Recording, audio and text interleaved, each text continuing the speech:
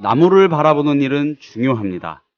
나무의 생김새, 수종, 나이 같은 이 세부적 사실관계를 확인할 필요가 있기 때문입니다. 그런데 그 나무가 왜 그 자리에 있는지, 그게 자연스러운 일인지, 거기에 어떤 맥락 같은 게 있는지를 알려면 우리는 숲을 봐야만 합니다. 그래야 비로소 나무를 안다고 할 수 있겠죠. 또한 그래야 비로소 숲에 또는 나무에 문제는 없는지, 병은 없는지를 파악할 수 있습니다. 국민TV 라디오 30분 책 읽기 9월 6일 금요일 순서 시작합니다.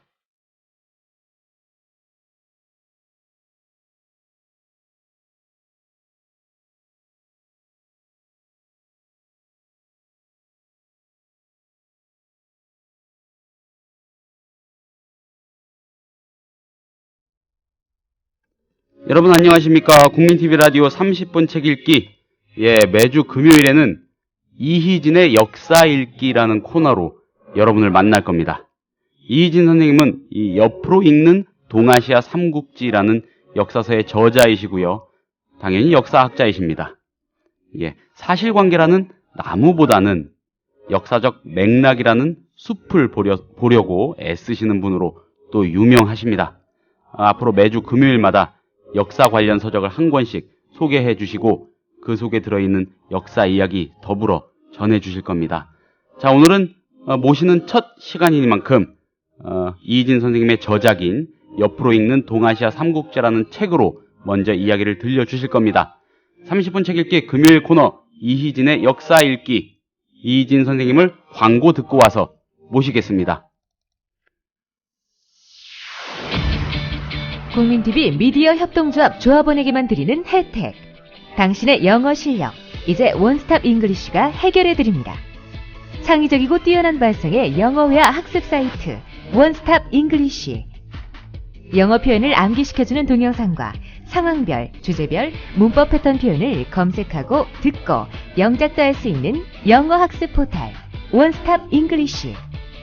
주소창에 onestopeng.com. 국민TV 조합원이 되시면 영어학습 콘텐츠를 3개월간 무료로 이용할 수 있는 혜택을 드립니다.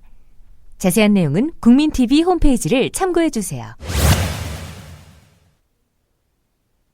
네, 이희진 선생님 모시겠습니다. 선생님 안녕하십니까? 안녕하십니까? 예, 반갑습니다. 먼 걸음 해주셔서 정말 감사드립니다. 제 오프닝 어땠나요? 편안하고 좋습니다. 괜찮습니까? 예. 감사합니다. 자, 선생님 저희 국민TV 라디오 청취자들하고 또 저희 조합원 여러분들 위해서 자기소개를 한번 직접 해주시죠. 그럴까요? 네. 저는 그렇게 유명하지 않은 역사학자입니다. 한 30년 동안 가까이 역사학을 전공을 했고 하다 보니까 아무래도 좀 제 일생이 좀 복잡해지다 보니까 여러 분야를 공부하게 됐습니다. 역사의 여러 분야. 그러니까 처음에 공부를 시작할 때도 바로 역사학이 아니라 이공계 쪽을 공부를 하다가 아무래도 역사학 쪽에 애정을 버릴 수가 없어서 학사를 2개 공부를 하면서 시작을 했거든요. 그러면서 이제 서양사를 하려고 그랬다가 아무래도 현대사 공부를 하다가 다른 또 고대사 공부를 하게 되고 이런 우여곡절을 거치다 보니까 어쩔 수 없이 여러 분야를 공부하게 됐습니다. 이희진 선생님에 대한 참고적인 소개를 제가 하나 덧붙이자면요, 여러분. 그쪽 업계에서, 이 업계라고 쉽게 표현을 했는데 아는 분들은 너무너무 잘 아시는 정말 유명한 분입니다. 왜 유명하시냐? 역사와 관련해서 옳은 소리 잘하셔가지고요. 이쪽 저쪽에서 조금 좀 미움도 받으신 일이 있는 것 같고 등등등등 어떤 포지셔닝을 하고 계신 분인지 대충 감이 잡히실 겁니다. 그만큼 더 귀한 분인 거를 여러분도 알아주시길 바랍니다. 크게 틀리진 않은 것 같은데요, 선생님. 제 소개가. 좋게 말씀해 주셔서 감사하죠. 그러니까 제가 꼭 성인 군자도 아닌데 옳은 소리만 했겠습니까? 근데 제 소신에 틀리는 얘기라든가 이해가 안 가는 얘기가 나오면은 제가 좀 말을 못 참죠. 그냥 앞에서 이상하다고 얘기를 하는데 저는 그게 그렇게 큰 죄가 되는 줄은 몰랐어요. 이진 선생님은 우리 국민 TV 방송의 적임자십니다. 예, 잘 오셨습니다. 네, 앞으로 매주 금요일 잘 부탁드립니다. 자, 그러면은 오늘 일단 뭐 앞으로 여러 가지 이 신구간 가리지 않고 역사 이야기, 역사책 소개를 해주시겠는데 오늘은 이 신간이죠. 예, 선생님 저작이고요. 나온 지 얼마 안 된 바로 그 책, 옆으로 읽는 동아시아 삼국지, 이 책을 가지고 이야기를 좀 들려주시는 게 좋을 것 같습니다. 아, 예. 예. 제가 제일 잘하는 것부터 시작을 하는 게 무리가 없을 것 같아요. 예. 언제 나온 겁니까? 며칠 안 됐습니다. 지난주에 나와가지고. 지난주에요. 예. 그래서 아무래도 제가 내용을 가장 잘 파악하고 있는 게 되겠죠. 시간이 지나지도 않았고. 네. 옆으로 읽는 동아시아 삼국지. 제목이 예사롭지 않습니다. 그 옆으로라는 말이 가지는 의미 때문에 그럴까요? 조금은 어떻게 나쁘게 표현하면 조금은 삐딱하게, 그러나 조금은 더 저돌적으로, 예, 꼬집으면서 이렇게 좀 뭔가 역사를 풀어내시지 않았을까 하는 그 감이 드는데 어떤 책인지 대략 일단 소개를 좀 해주시죠. 이거는 일단 개설서니까 예. 어떤 특정한 시각보다는 좀 무난하려고 많이 노력을 했죠. 근데 단지 이제 왜 옆으로가 들어가느냐면은 예. 그동안 역사를 서술한다는 거는 자기 나라 역사만 썼거든요. 그러니까 소위 뭐 전문 용어로 일국사라고 얘기를 하는데 일국사. 예. 특정한 나라의 역사만 쓰다 보니까 네. 근데 뭐 나라라는 게 혼자서 존재할 수는 없는 거 아니겠습니까? 그렇죠. 관계에 의한 거죠. 어떻게 보면 그렇죠. 존재 자체가. 예. 주변에 있는 나라하고 관계를 맺고 예. 서로 영향을 받고 주고 받고 해가면서 역사가 이루어질 수밖에 없는 건데 네. 아무래도 한 나라의 역사만 쓰다 보면 그런 게 무시되기가 쉽거든요. 그러니까 이제 그 옆에 나라의 역사도 같이 봐야 되지 않느냐. 어떻게 보면 이게 역사학계에서도 상당히 공감대를 얻고 있는 얘기였고 그래서 몇 년 전에는 한국사 체계가 아니라 동아시아사 체계로 가르쳐야 된다는 얘기가 나오기도 했었고. 맥락을 봐야 되니까요. 예. 그런데 물론 그거는 이율배반적입니다만은 그 얘기 자체는 공감대를 얻었는데 정작 중국사나 일본사를 같이 정리한 저작이 없었어요. 당시만 해도. 그래서 그 원칙이 틀려서가 아니라 그걸 뒷받침하는 내 컨텐츠들이 없었기 때문에 그게 포기가 되면서 다시 한국사 체제로 돌아간 겁니다. 그런데 이제 그때 마침 이 출판하신 동아시아 사장님께서 이 부분에 대해서 굉장히 열의를 가지고 계시더라고요. 또 출판사 이름이 동아시아사 보니까 동아시아사에 대해서는 선구적으로 나가고 싶다는 로망을 좀 가지고 계셨어요. 그래서 한 3년 전쯤에 이런 걸 정리해야 되지 않겠느냐고 저한테 제의를 해서 시작하게 됐죠. 사실 개인적으로는 이 저자들이 함부로 나서길 좀 꺼리거든요. 아무리 공부를 열심히 한다고 해도 중국사나 일본사 뭐 특정하게 중국사 전공자, 일본사 전공자, 한국사 전공자는 있습니다만은 주변에 있는 역사까지 같이 정리한다는 건 굉장히 부담스럽거든요. 근데 아무래도 주변에 좀 열정적으로 나서시는 분이 있다 보니까 저는 그 제의를 받아들인 거죠. 한번 해보자는 뭐 의기투합이 됐다고나 할까요? 그래서 시작하게 된 겁니다. 사실상 그 말씀하신 취지로는 처음 집필된 그런 책이라고 봐도 되는 거죠. 그러면 국내에서는 아마 이렇게 한 권에다가 중국사나 일본사까지 정리된 게 최초로 알고 있습니다. 물론 국내뿐만 아니라 제가 아는 한은 외국에도 중국이나 일본에도 이런 책은 없는 걸로 알고 있습니다. 그렇군요. 그 다루시는 그 시기의 범위는 어떻게 됩니까? 일단 이게 그 전부 다 정리를 하게 되면 너무 볼륨이 큽니다. 물론 동아시아사라는 단위로 정리를 하게 되면 일단 근대 이전이 되거든요. 근대 이후가 되면 아무래도 서양 세력의 얘기를 해야 되니까 그때는 동아시아 단위가 아니라 세계 단위로 얘기를 해야 됩니다만 그럼에도 불구하고 전근대라고 해도 사실 아시아의 근대는 한 100년 좀 넘는 정도밖에 안 되는데 수천 년 역사를 한 권에다 정리하는 게 아무래도 좀 무리가 되더라고요. 그래서 일단 뭐 책의 볼륨이 너무 크면은 독자들께도 너무 부담을 드린다는 발상에서 일단 우리가 고대라고 인식하는 요 시기에 1권으로 정리를 하고 나머지 시기를 그 다음 권으로 정리를 하는 방향으로 잡아가지고 일단 1권으로 고대 편을 먼저 내게 된 겁니다. 그럼 이번에 나온 옆으로 쓰는 옆으로 읽는 동아시아 삼국지는 1권인 거고요. 그렇죠. 그러면 당연히 후속작이 뒤따를 거고요. 그 작업은 진행 중입니다. 그 첫 번째 편으로 고대. 우리가 인식하고 있는 고대의 이야기. 그럼 이 책을 쓰시면서 초점을 맞춘 어떤 그 맥락이랄까요? 특히 좀 관심을 기울이셨던 대목이 있을까요? 예. 그러니까 일본은 아무래도 이 고대라는 게 역사의 시작 단계 아니겠습니까? 네. 그러니까 아시아 역사의 뿌리, 요게 초점을 맞추게 되더라고요. 아주 자연스럽게. 그리고 이게 이 옆으로 읽는이라는 컨셉하고도 많이 맞는 게 그동안은 한 나라의 역사를 따로따로 정리를 하다 보니까 너무나 그 당연한 건데 다른 나라의 역사를 옆에서 놓고 보면은 자연스럽게 비교가 되거든요. 그러니까 역사의 시작 단계라는 것만 해도 그렇지 않습니까? 이게 약간의 이 책을 쓸 때도 해프닝이 있었는데 이 같은 편집을 하는 출판사 관계자분들은 처음에 첫 원고를 보고서 좀 불만을 터뜨리셨어요. 왜요?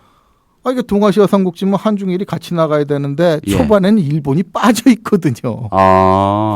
그 이유는 배경은 뭡니까? 그러니까 그게 일본의 역사가 그만큼 늦게 시작이 된 겁니다. 기록해서 이 알아둬야 될 만한 어떤 가치라고 할까? 이게 있는 역사라는 걸 전제로 하면은 그만큼 늦다는. 그렇죠. 이제 역사는 아무리 뭐 역사학자가 아무리 우수하더라도 사료가 있어야 하는 거거든요. 없는 사료를 만들어낼 수도 없고. 그러니까 제가 역으로 불만을 터뜨린 게, 그럼 내가 소설가냐고. 없는 역사를 만들어 놓을 수는 없는 거 아니냐고. 고고학이니 뭐 인류학이니 주변 학문에 참고가 되는 건 좋습니다만은 참고를 해봐도 문명이 늦어요.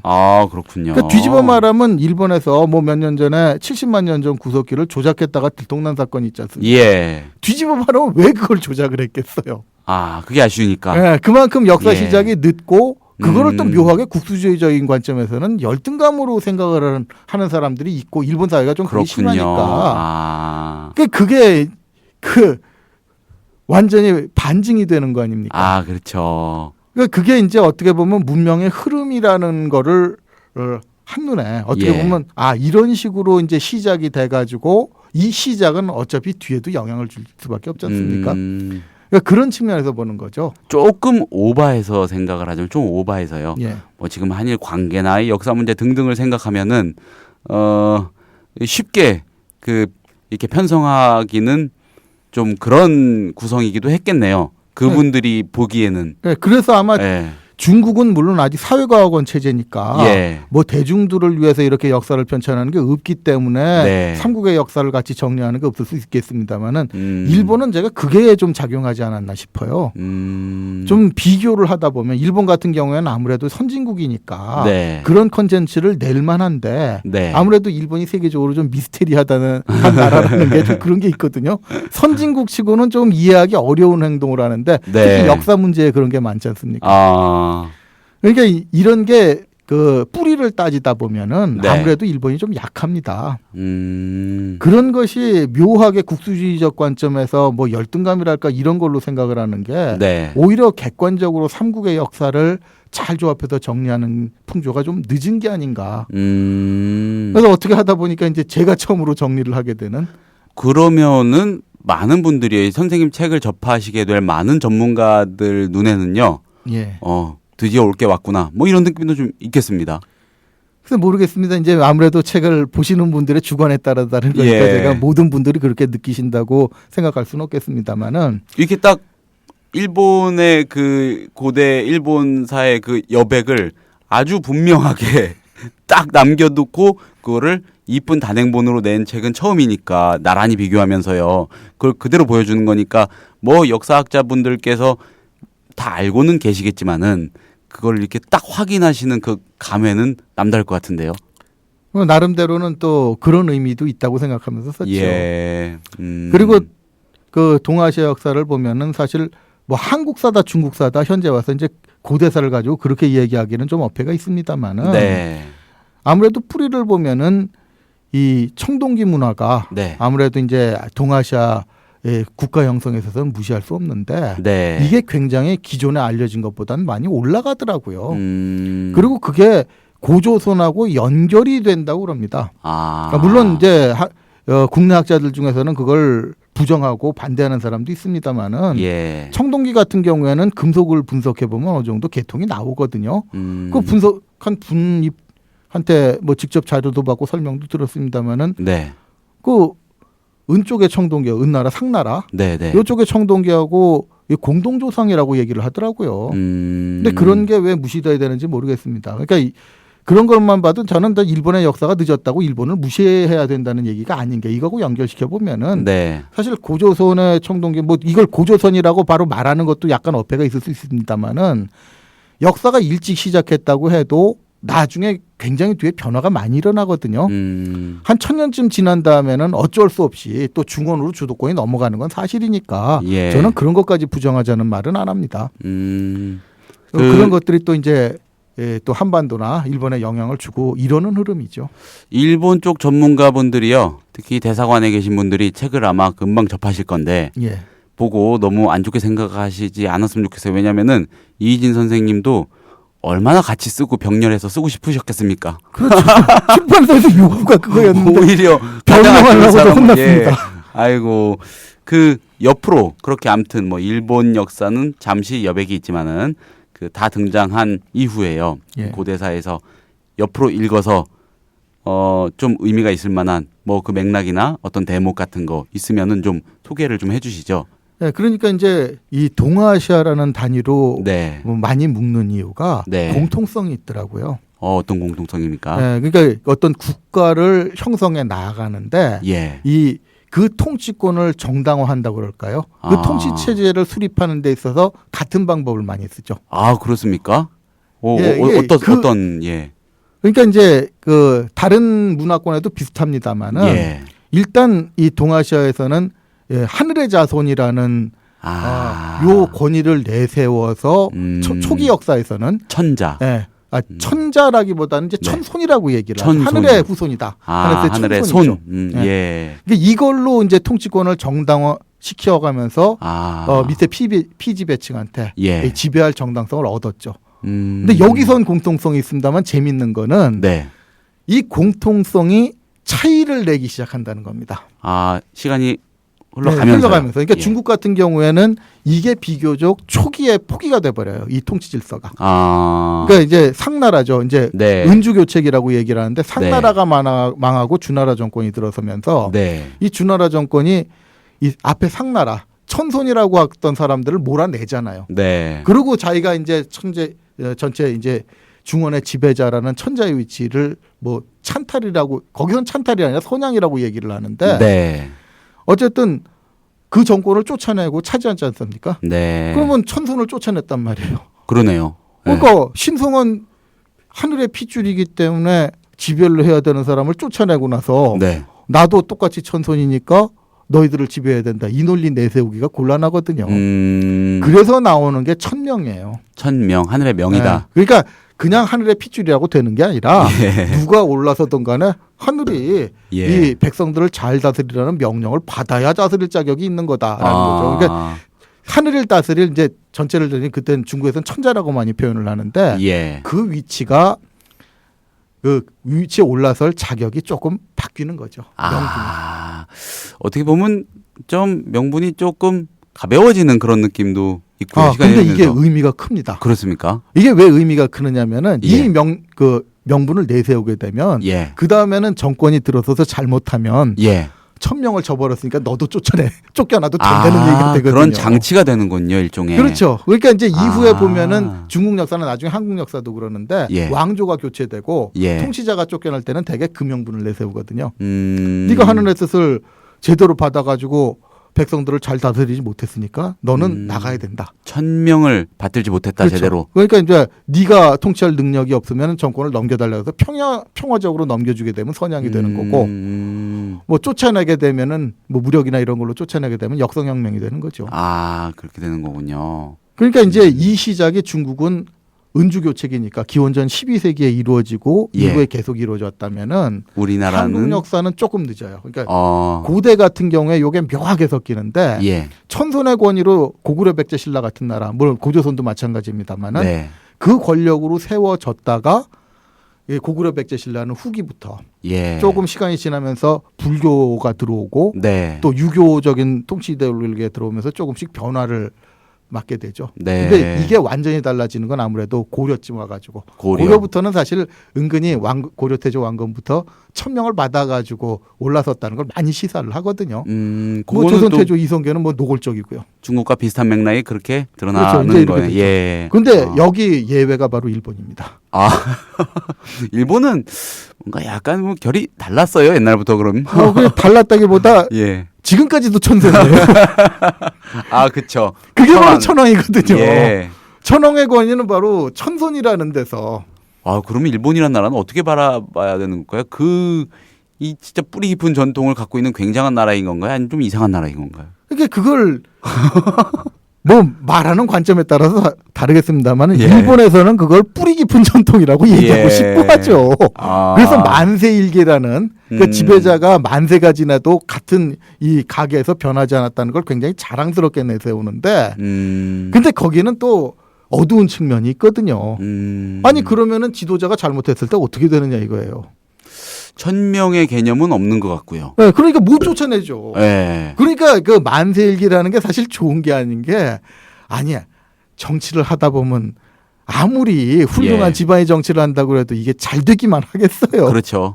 그러면 예. 그걸 바꿔야 되는데 그걸 못 바꾸는 거죠. 그러니까 일본 같은 경우에는 지금 현대까지도 예. 천황이 걸려서 한 일에 대해서는 절대 잘못했단 말을 못 하거든요. 그 엄청난 경직성의 배경일 수도 있겠네요. 그렇죠. 그러니까 뭐 지금 최근 2차 대전만 하더라도 예. 그쪽에서 왜 대동아 전쟁이라고 그러겠어요. 침략 전쟁이라고 하는 순간 일본에서는 무슨 일을 하든지 천황의 윤허는 받고 하거든요. 그러면 천황이 침략 전쟁 허가했다는 얘기인데 그러면 천황의 권위가 뭐게 됩니까? 천황의 권위뿐만 아니라 일본에서 떠받드는 그 조상신 이 신앙 체계 자체가 무너져 버리는 거거든요. 그러니까 일본에서는 끝까지 고집할 수밖에 없는 거죠. 일본의 그 잠깐 언급했던 그 경직성이나 역사적인 역사를 대하는 태도에 있어서의 경직성이나 그 우경화하는 모습들 이런 걸 보니까는 말씀하신 그 고대로부터 오는 물론 일부 좀 늦게 시작되긴 했지만은 아무튼 그 맥락을 지금 말씀으로 들으니까는 그게 좀 이해가 되네요. 그렇죠. 그 뿌리를 예. 알고 보면 이해가 되는데 지금 그런 태도가 예. 그러니까 저도 사장님의 열의로 시작은 했습니다만 저도 정리를 하면서 사실 그 전부터도 이런 건 많이 느끼고 있었습니다만 뿌리를 알면은 굉장히 쉽게 풀릴 일을 그러니까요. 우리나라 전문가들도 별로 알고 싶어하지 않더라고요. 그러니까 역시, 최근에 예. 지엽적인 거 몇 개 잘못한다는 문제가 아니라 네. 저 사람들의 행동을 근본을 알고 나면 쉽게 풀리거든요. 이런 측면이 다른 거죠. 이 역사가 주는 메시지가 얼마나 이 자명한지 또 명징한지를 다시 한번 확인하네요. 그리고 또 예. 여기와 관련돼 가지고 일본의 역사를 보면 재밌는 게 예. 그렇기 때문에 일본은 전통적으로 권력이 이원화가 됩니다. 천황은 어떤 상징적인 예, 그러니까 위치이고 천황 제가 확립이 된 이후로 예. 실제로 천황이 실권을 잡아본 역사가 극히 짧거든요. 텐지 텐무 정도가 실권을 잡고 있었을까? 그러니까 아마 실권 잡고 있는 천황의 재위 기간을 다 합쳐도 아마 세종 재위 기간이 안 될 거예요. 의미 부여하기가 어려운 네, 그러니까 수준이군요. 예. 그러니까 뒤집어 말하면은 거의 뭐 1500년 아마 7, 8세기 정도 뭐 고대 국가에 있었던 걸 뭐 4세기 정도부터 잡는다고 해도 네.